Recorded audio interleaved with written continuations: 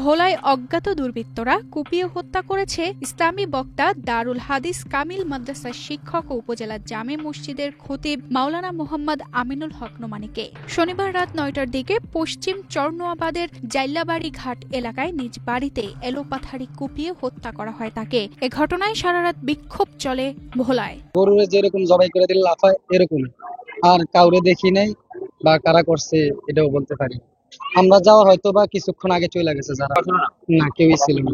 নিহত মাওলানা মোহাম্মদ আমিনুল হক নোমানীর মাথা, গলা, বুক ও শরীরের বিভিন্ন স্থানে গভীর জখমের চিহ্ন পাওয়া যায়। একমাত্র স্মার্ট সিটি বসুন্ধরা, আধুনিকতায় এক ধাপ এগিয়ে।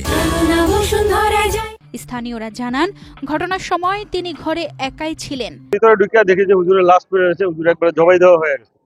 তারপরে আমরা দৌড়াদৌড়ি করে আমরা সদর হাসপাতাল নিয়ে গেছি। হাসপাতাল নিয়ে তাকে ডাক্তার মৃত ঘোষণা করছে। ঘটনার পরপরই বিভিন্ন মাদ্রাসার শিক্ষক, শিক্ষার্থী ও সাধারণ মানুষ বিক্ষোভ মিছিল বের করে হত্যাকারীদের গ্রেফতার ও দৃষ্টান্তমূলক শাস্তির দাবি জানান।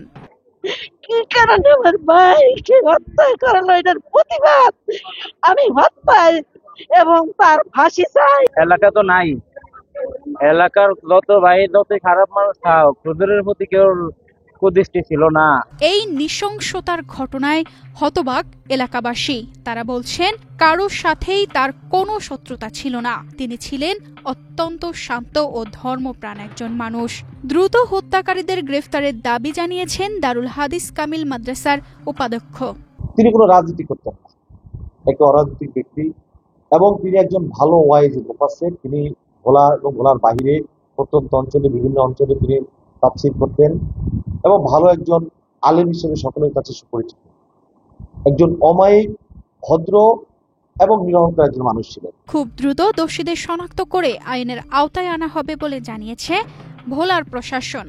তো এই সংক্রান্ত আমরা ঘটনাস্থলে এসেছি, ঘটনাস্থল পরিদর্শন করছি। আমাদের ভোলা সদর মডেল থানার একাধিক টিম, ডিবি এবং অন্যান্য অনেক ইয়েরা আমরা এই সংক্রান্তে কাজ করতেছি। আমরা এখন তদন্ত সাপেক্ষে আমরা দুষ্কৃতিকারীদেরকে শনাক্তকরণ সহ অন্যান্য কার্যক্রম চলতেছে। আজ দুপুর ২টায় ভোলা সরকারি স্কুল মাঠে মাওলানা আমিনুল হক নোমানীর জানাজা অনুষ্ঠিত হয়। তার মৃত্যুতে এলাকা জুড়ে শোকের ছায়া নেমে এসেছে।